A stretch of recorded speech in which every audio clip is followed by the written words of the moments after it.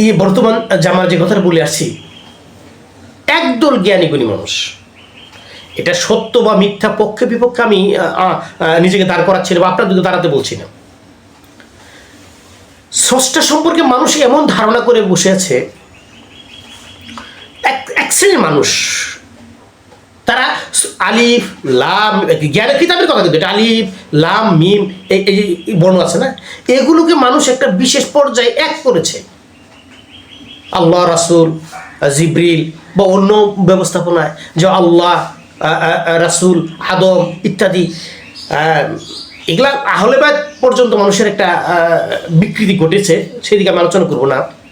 তো মানুষ স্রষ্টা সম্পর্কে এ পর্যন্ত গেছে কি, একটা শ্রেণী মনে করে স্রষ্টা একেবারে তার মধ্যে একটা মানুষই স্রষ্টা, এরকম কথা বলে ফেলে। শুনেন না, যে মানুষকে সব মানুষের মধ্যেই স্রষ্টা বিরাজ করে, মানুষের মধ্যেই স্রষ্টা সর্ব অবস্থানে থাকে। সুতরাং মানুষকে মানো, মানুষকে মানতে হবে, মানুষকে মানলেই তুমি স্রষ্টাকে মানবে, এরকম একটা আউল বাউল ফাউল বিষয় আছে। এটা আমি আমার উপস্থাপনা করি স্বাভাবিকভাবে, আমি অত গভীর জ্ঞানী নই, আপনার জ্ঞান পরিচর্চা করেন, আমি আলোচনা করি, আপনার জ্ঞান খাটান। এই পৃথিবী যত সৃষ্টি আছে, এটা একজন স্রষ্টা আছে, একজন যে স্রষ্টা আছে সেটা পরে বলছি। এই স্রষ্টার অধীনে সবাই চলছে, জীবনযাপন করছে, এটা সত্য। স্রষ্টার অধীনে সমস্ত সৃষ্টি, এটা সত্য। স্রষ্টার দেখে বলে আছে, এটা সত্য। স্রষ্টা সম্পর্কে যে মানুষের মধ্যে স্রষ্টা, এভাবে একটা কিরকম ভাব ঢুকে ফেলে না। আচ্ছা, আপনি চিন্তা করুন, নিজেকে গবেষণা করে দেখুন তো, একটু গবেষণা করুন। এই আধুনিক আলোচনাটা প্রাচীন থেকে আধুনিকতায় আনতে চেষ্টা করছি। আচ্ছা, আধুনিক অবস্থানে মহান স্রষ্টা বলছেন, আমি বিক্ষিপ্ত অবস্থানে আলোচনা করছি, একেবারে লম্বা হয়ে যাবে, এই জন্য আমি বিক্ষিপ্ত করে করছি। লাম্মি আলিদ ওয়া লাম্মি উলাদ, যিনি জন্ম দেন নাই এবং জন্ম নেন নাই। এটা কার কথা বলছেন?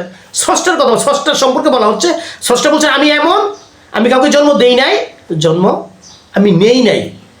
যিনি জন্ম দেন না তিনি জন্ম নেন না। আচ্ছা, এখন এটা কিভাবে সৃষ্টির সাথে মিলে বলেন তো?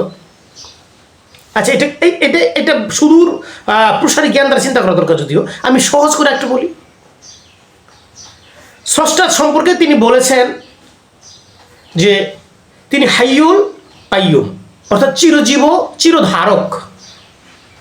চিরজীব চিরস্থায়ী শব্দটা আমরা ব্যবহার করে, যদিও তিনি চিরজীব চিরধারক। চিরজীব তো বুঝেন তো, তার কোনো মৃত্যু নাই। এবার স্রষ্টা বলেছেন, তোমরা এমন এক স্রষ্টাকে মানো যে স্রষ্টার কোনো মৃত্যু নাই। এবার স্রষ্টা বলেছেন যে স্রষ্টার মৃত্যু নাই, চিরজীব, তিনি চিরজীবন, যার আর চিরধারক। তিনি সর্বদা এই সৃষ্টিকে ধারক বলতে ধারণ করে আছেন। এই সৃষ্টির যখন যা প্রয়োজন, যখন যা দরকার, এটা শারীরিক মানসিক আবেগ অনুভূতি, আপনি যেখান থেকে চাওয়া পাওয়া যেখান থেকে বলুন না কেন, সমস্ত কিছু তিনি আঞ্জাম দিয়ে যাচ্ছেন স্রষ্টা। ইনি হচ্ছেন ধারক। আচ্ছা, আরেকটা ব্যবহার করুন তো বিষয়গুলো, যার তন্দ্রা নাই, যার ঘুম নাই। স্রষ্টার সম্পর্কে বলা হচ্ছে যে স্রষ্টার তন্দ্রাও নাই,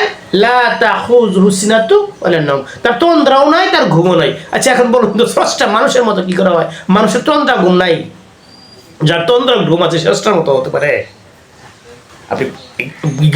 আপনি বিশাল গভীরে থাকলে আপনি অন্য কথা চিন্তা করেন। আমি সরলভাবে যে বিষয়টা আলোচনা করছি, স্রষ্টা জন্ম দেয় নাই, জন্ম নেন নাই, তিনি চিরজীব চিরস্থায়ী বা চিরধারক। তিনি সৃষ্টিকে ধারণ করে আছেন, দেখভাল করতেছেন, এবং কি নাই, তার তন্দ্রা নাই, ঘুম, তন্দ্রা নাই, স্বামী নাই, তার ঘুম নাই। বিষয়টা কিরকম আপনি বললেন তো? শুধু বলছে না, তিনি আরো বলছেন এই সমস্ত সৃষ্টি, আসমান জমিন তার একটা কুরসি। কুরসি বলতে আমরা বসার স্থান বুঝি না, এরকম না, এটা বিশাল একটা ব্যবস্থাপনা। কুরসি, এই আসমান এবং সমস্তটাই তার এত সহস্র নিয়ন্ত্রণের মাধ্যমে এটা এই প্রকাশ করার জন্য কুরসি ব্যবহার করেছে। এটা বিশাল এক আলোচনা, আপনারা জেনে নেবেন। কিন্তু এই স্রষ্টা মানুষের মতো কি করে হয় বলেন? মানুষের মধ্যে স্রষ্টা কি করে হয়? স্রষ্টা নিয়ন্ত্রণের সৃষ্টি, এটা সত্য। তার নিয়ন্ত্রণের মধ্যে আছে, তার ক্ষমতার মধ্যে আছে, এটা সত্য। আমার প্রতি হিসাব তিনি নিবেন, এটা সত্য। নিজেকে সুপর্দ করতে হবে তার কাছে, এটা সত্য। কিন্তু স্রষ্টা মানুষের মতো হয় কি করে? আমি আরেকটু আলোচনা হয়তো করতে হবে এই ব্যাপারে।